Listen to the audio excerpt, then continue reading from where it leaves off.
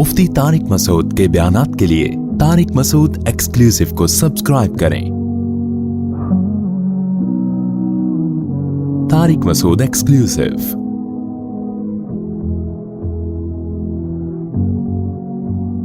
हमारे हजरत बहुत इस्तिकामत वाले थे, लेकिन फिर भी फरमाते थे कि ये अल्लाह का फजल है कि अल्लाह ने हम पे 5 नमाजें फ़र्ज कर दी, ऑप्शनल नहीं रखा। ऑप्शनल होती ना, इख्तियारी होती तो शायद कोई भी नमाज ना होती। हमसे सोचते ही रहते कि चलो 5 नमाजें पढ़ना सवाब है तो परसों से पढ़ेंगे। अल्लाह ने ऐसी फ़र्ज की है कि ज़मीन आसमान इधर से उधर हो जाए, सफ़र में हो, हज़र में हो, बीमारी में हो, खुशी में हो, गम में हो, ये नहीं छोड़नी। ठीक है ना? तो मजबूर हैं भाई। अल्लाह ने कहा कि मैं कोई उज़र मानूंगा ही नहीं, सफ़र हो कुछ भी हो पढ़नी है। हम पे डाल दी जाती कि टेंशन में हो तो छोड़ दो, खुशी में हो तो पढ़ लो। तो हम तो यही सोचते रहते हैं, भाई अभी थकावट है, आज रात देर से सोया हूं तो फजर में उठ गए तो नींद पूरी नहीं होगी, तो ऐसा करेंगे 11 बजे पढ़ लेंगे, यही सोचते रहते हैं। अल्लाह मियाँ ने कहा कि रात देर से सो, जल्दी सो, ये तुम्हारी टेंशन नहीं है, ये तुम्हारी टेंशन है, ये मेरा मसला नहीं है। मैंने कह दिया है फजर का मतलब फजर है, जोहर का मतलब जोहर है, असर का मतलब असर है। अभी हम अमेरिका गए ना, तो जहाज जाते हुए सूरज की सिमत में जा रहा होता है, तो एक नमाज भी नहीं आई रास्ते में।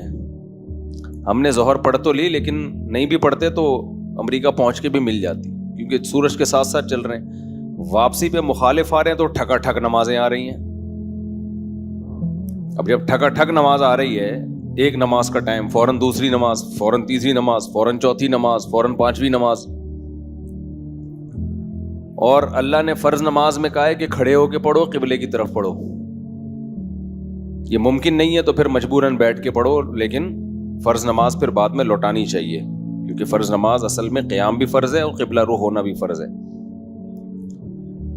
तो अब हमारे साथ दोस्त थे, उन्होंने कहा कैसे? मैंने कहा मजबूरन भाई पढ़नी पड़ेगी, अल्लाह का हुक्म है, नमाज आप सफ़र में नहीं छोड़ सकते। अल्लाह ने 4 की 2 की ही इसीलिए कि मैंने 4 की 2 कर दी हैं, छोटी कर दी है, इसलिए कि छोड़ना नहीं है, आधी कर लो।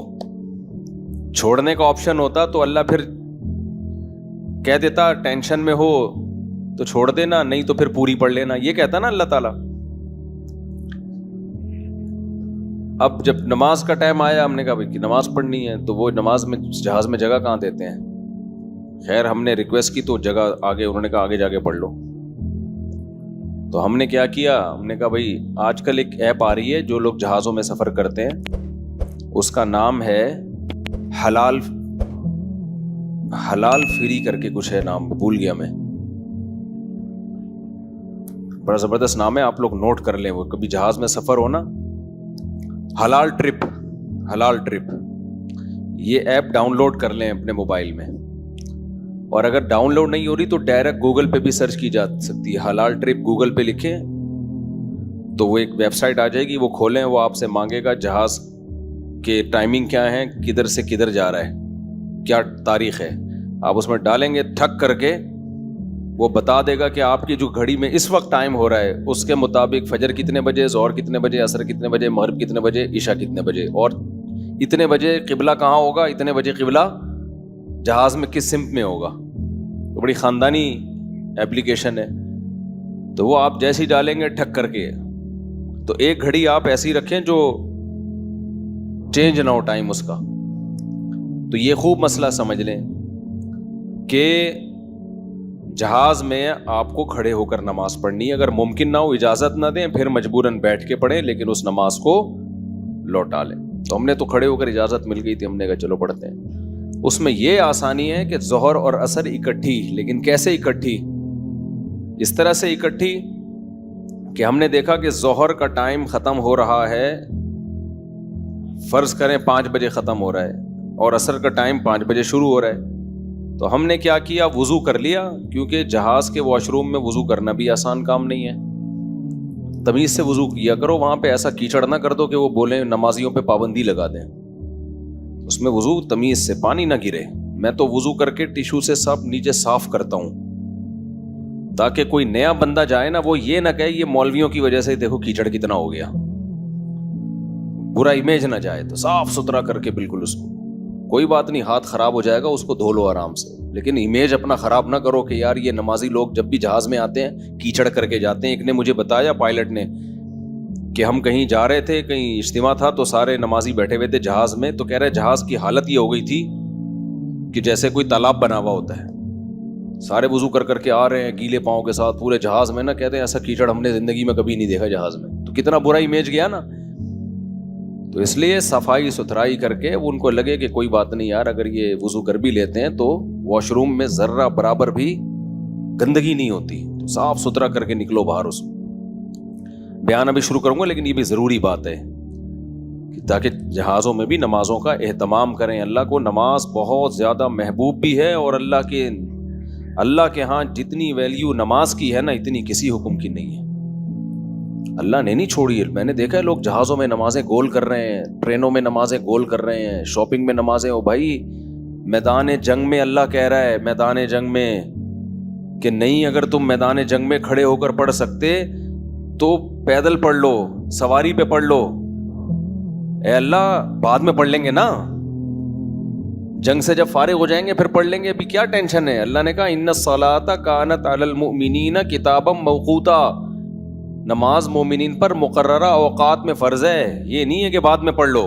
کتنے آرام سے کہتے ہیں بھی سفر میں ابھی کہاں جائیں کیا کریں. نہیں بھائی، نمازی آدمی زمین آسمان ادھر سے ادھر ہو جائے وہ کہتا ہے بھائی چھوڑنی نہیں ہے کچھ بھی ہو جائے. آج نمازی بھی نمازی نہیں رہے ہیں. تو ہم نے یہ ضرور کیا کیونکہ اس میں وضو بہت مشکل کام ہے.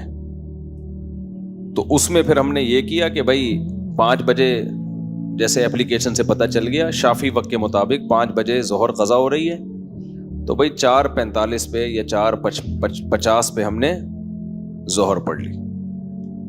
قبلہ رخ کھڑے ہو کر 2 رکعت پڑھی ہیں. تھوڑی دیر میں عصر کا ٹائم ہو گیا، اسی وضو سے عصر نمٹا لی. سمجھتے ہو؟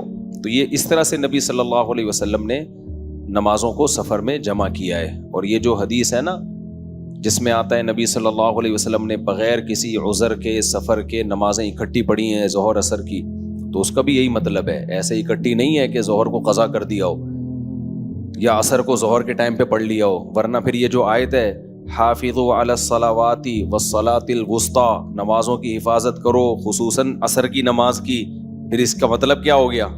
اس کا تو پھر مطلب ہی نہیں بنتا کوئی. تو حدیث کی وہ تشریح کی جائے گی جو قرآن سے میچ کر رہی ہو. تو اس طرح سے پھر مغرب عشاء بھی ایسے پڑھ سکتے ہیں آپ. مغرب کو ڈیلے کر دیا، عام حالات میں یہ مناسب نہیں ہے، نبی صلی اللہ علیہ وسلم کا معمول نہیں تھا، لیکن کبھی کبھار کوئی عذر ہو تو اس طرح سے ڈیلے کیا جا سکتا ہے. تو مغرب کو تھوڑا ڈیلے کیا عشاء کے قریب. صحیح بخاری کی حدیث ہے، اس میں حضرت عبداللہ بن عمر نے اسی طرح جمع کیا ہے کہ مغرب پڑھی تلبث یسیراً، تھوڑی دیر ٹھہرے پھر عشاء پڑھ لی. تو اس سے پتہ چلتا ہے کہ جن حدیثوں میں آتا ہے اکٹھی پڑھی ہیں تو ان کا یہ مطلب ہے جو بخاری میں بیان. خیر ابھی یہ ٹاپک نہیں ہے کیونکہ لوگ کہتے ہیں کہ یہ لوگ حدیثوں کو نہیں مانتے، حدیثوں میں تو 2 نمازیں اکٹھی پڑھنے کا ہے. ہم مانتے ہیں اکٹھی، لیکن اکٹھی کا مطلب کیا ہے؟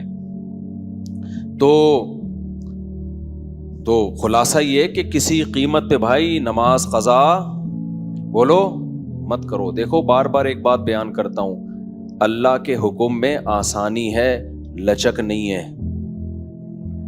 کیونکہ دنیا میں کوئی بھی قانون ساز اپنے قانون کو ہلکا نہیں سمجھتا. دنیا میں جو بھی حکومت ہوتی ہے قانون بنائے اور یہ کہے کہ یہ لازم ہے، اس کے بعد پھر وہ لازم نہ کرے، اور تو اس کا مطلب خود اپنے قانون کی ویلیو کو وہ ڈی ویلیو کر رہی ہے نا. یہی مطلب ہو گیا نا. دنیا میں کوئی یہ نہیں کرتا، تو اللہ قانون بنائے اور کہے کہ یہ فرض ہے، سفر میں بھی فرض ہے، حضر میں بھی فرض ہے، پھر اللہ کہے چلو میں نے کہہ تو دیا باقی تمہاری مرضی. نا نا نا نا نا نا صحیح ہے، اللہ نے کہہ دیا اب ہے تو ہے، اب آپشنل نہیں ہے.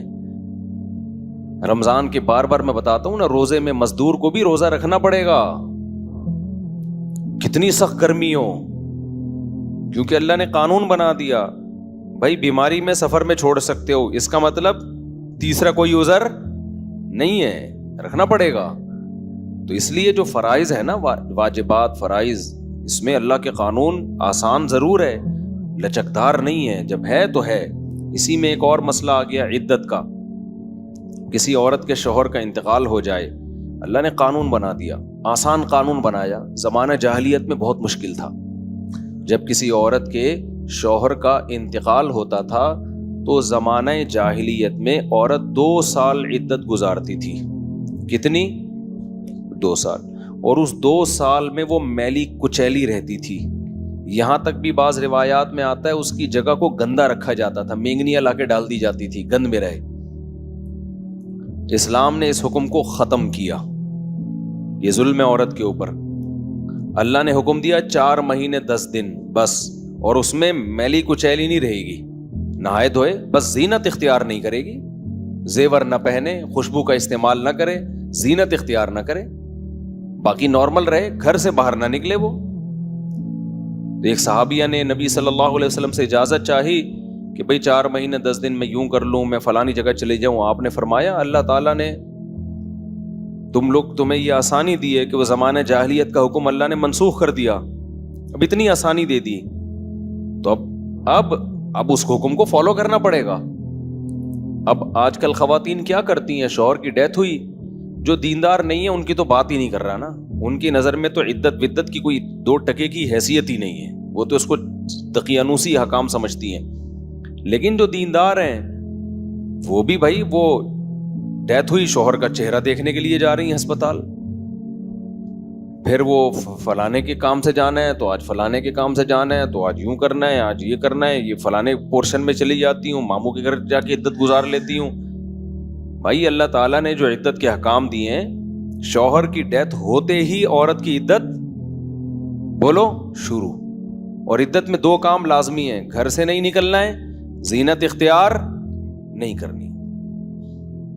اب اس میں لوگ ہمیں تنگ کرتے ہیں، یار وہ چہرہ دیکھنے جانا چاہتی ہے ہاسپٹل میں، بھائی شوہر کو گھر لے آؤ، اگر بیوی نے اپنے شوہر کو دیکھنا ہے میت کو گھر لے آؤ، عورت نہیں روڈ پہ آ سکتی، جنازے کی چارپائی کے پیچھے پیچھے جا رہی ہوتی ہیں گھر سے باہر نکل کے، پھر اللہ کو غضب آئے گا، جب میں نے ایک آرڈر دے دیا ہے اس کو ہلکا کیوں لے رہے ہو؟ عیادت کے لیے نہیں جا سکتی وہ، سمجھ رہے کہ بھئی فلاں بیمار ہے تو چلو میں عیادت کے لیے چلی جاؤں، فلاں کی ڈیتھ ہو گئی چلو میں تعزیت کے لیے، حج ختم ہو جاتا ہے اس سے۔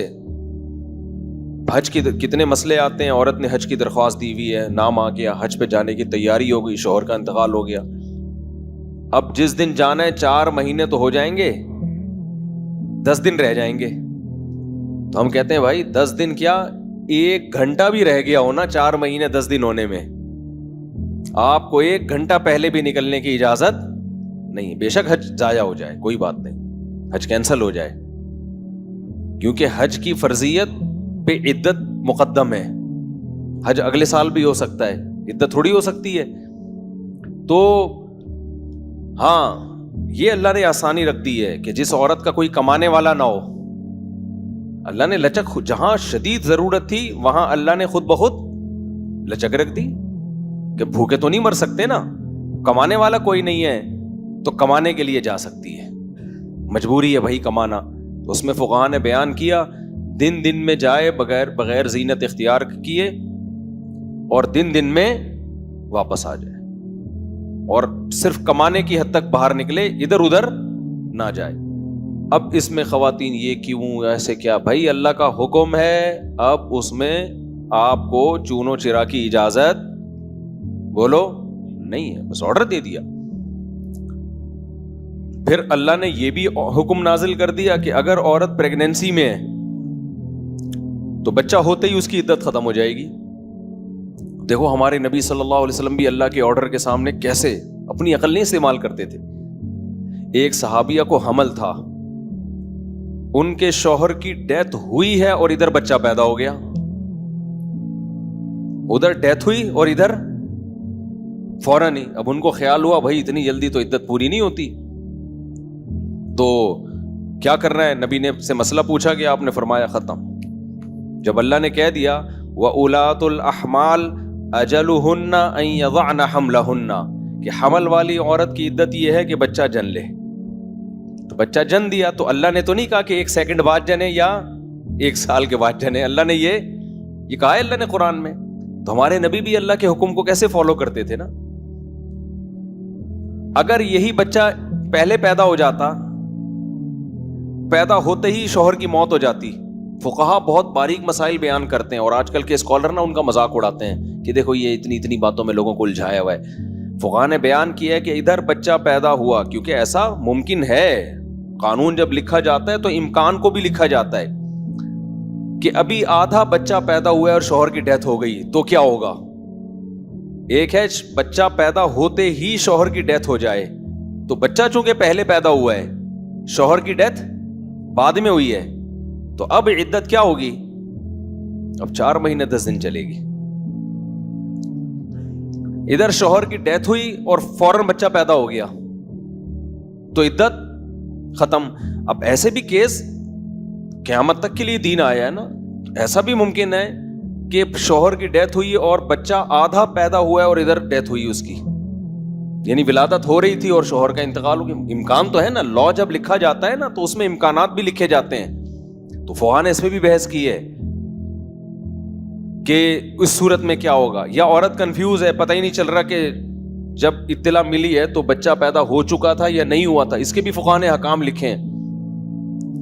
تو بہت باریکیوں میں جا کے، تاکہ آئندہ آنے والے لوگوں کو کنفیوژن نہ ہو. آپ کتاب میں جا کے دیکھو، ہر مسئلہ فقہا نے ڈسکشن کی ہے اور اس کو بیان کیا ہے. تو ذرا سے فرق سے عدت کا حکم چینج. لیکن کیوں اتنا احتیاط کیوں بھائی؟ اللہ کا جب لا ہے تو وہ 2 اور 2 4 کی طرح ہے.